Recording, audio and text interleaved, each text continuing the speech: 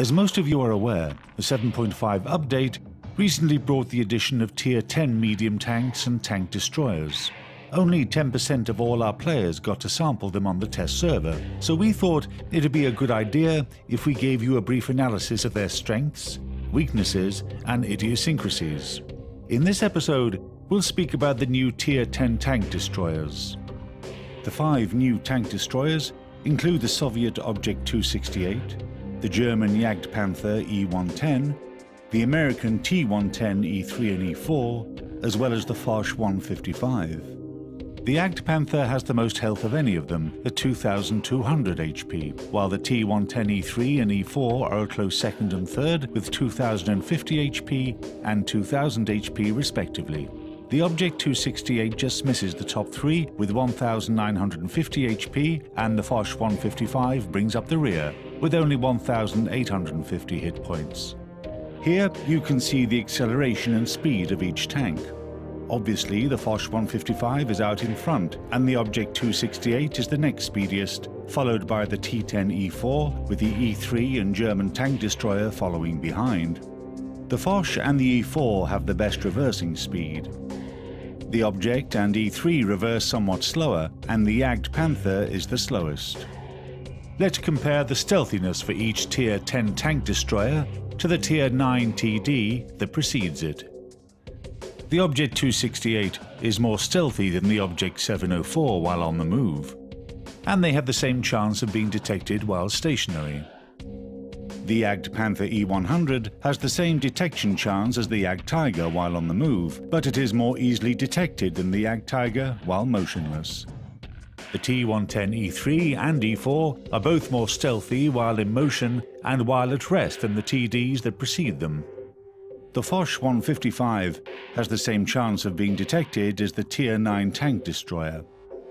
Now, let's go over to the guns. The Object 268 has the best rate of fire. It takes 17 seconds to reload the gun. The T-110 E3 is close behind with a 17.5 second reload, while the E4 takes 20.2 seconds to reload.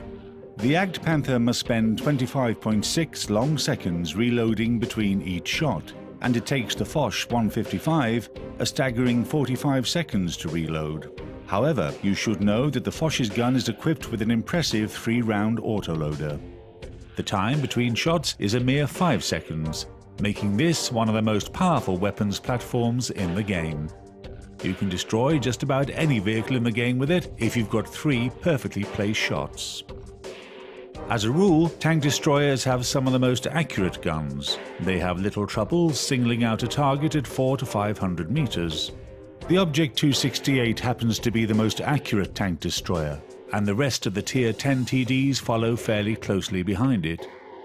Each of the new Tier 10s also have approximately the same penetration value, right around 300 millimeters. Theoretically, you can penetrate the frontal armor of any tank in the game.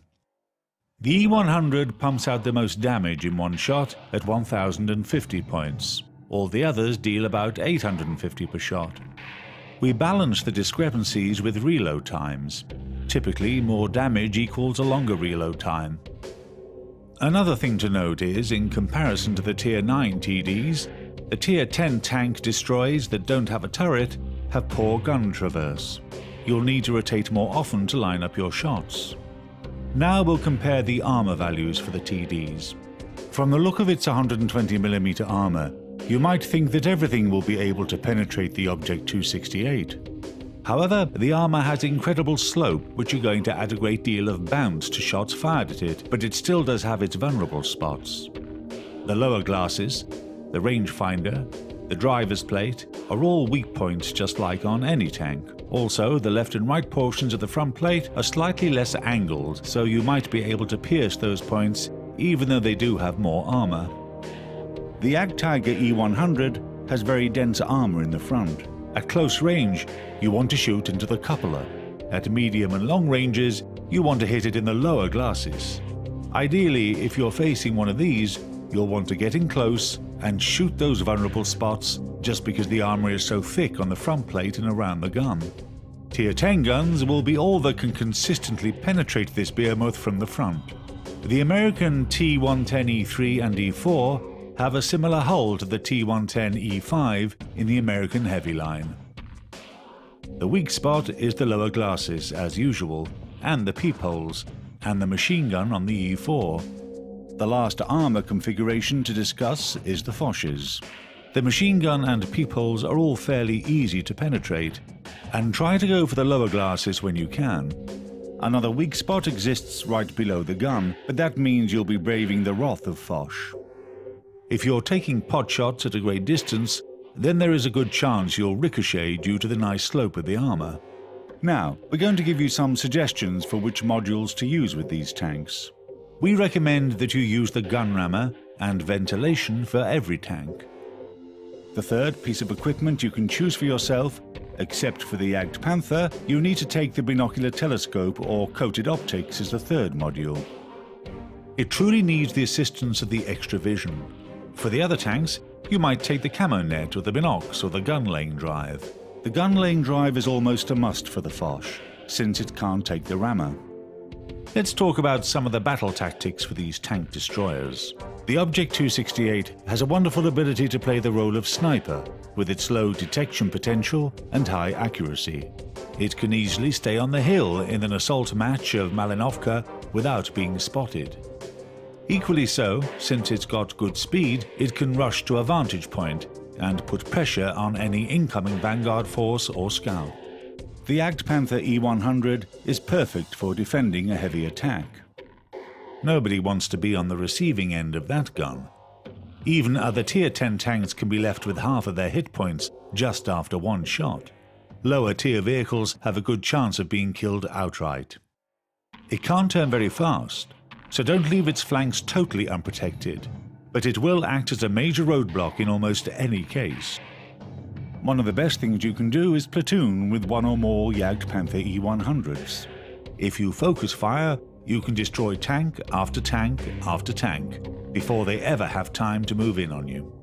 The T-110E3 is a surprising brawler, even without a turret. It's got fantastic turret armor and enough maneuverability that it can afford to initiate a close combat fight given the right circumstances. All other times, just sit back, watch the enemy shots bounce off your face while you take careful aim from a distance. The T-110E4 is more like a heavy tank with an amazing gun. You're going to want to take advantage of your turret and take as much cover as possible to hide your glasses. This tank is much more of a sniper than its other T-110 counterparts. The Foch 155 is an amazingly dynamic tank destroyer. It's got great speed and a huge damage potential, but those same strengths can be weaknesses. Use your speed to get into position, but don't overextend. You do a lot of damage with your 3 shots, but once you have to reload, you're completely helpless. You can use that same speed to retreat until you're ready to shoot again. Better yet, stick with your teammates and let them cover you. You'll need to read the battlefield to be an effective Foch commander. In conclusion, all we can say is watch out for these new tank destroyers. They've added a very dangerous element to high-tier battles. Their speed, accuracy, and firepower are not to be underestimated. Roll out.